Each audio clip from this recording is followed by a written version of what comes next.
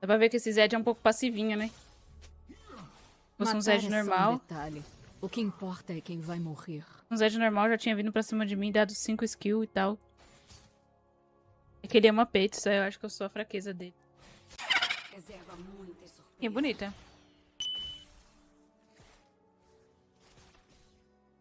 Parece que tem que desviar, né? Lux. O Arthur. Espere até as minhas sementes enraizarem.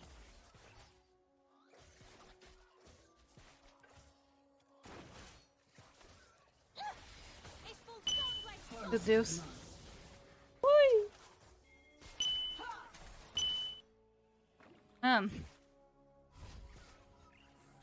Já vi já o que vai acontecer esse jogo.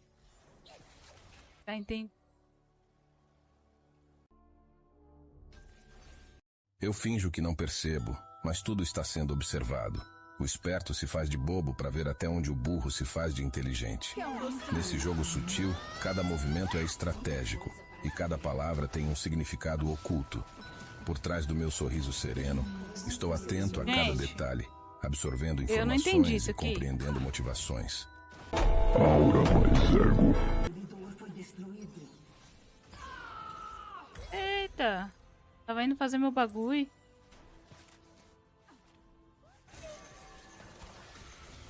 Meu Deus!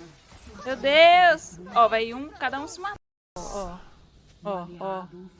Vai todo mundo se matar. Ó, ó. Um por um. Como deve ser.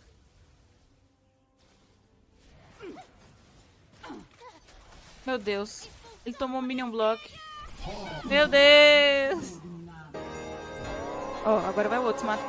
Ó. Véi! Sua torre foi destruída. Que é isso, véi? Que eu tô vendo aqui, mano? Genial.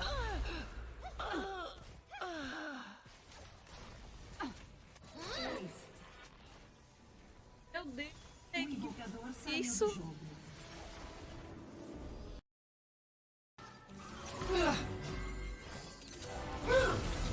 A caçada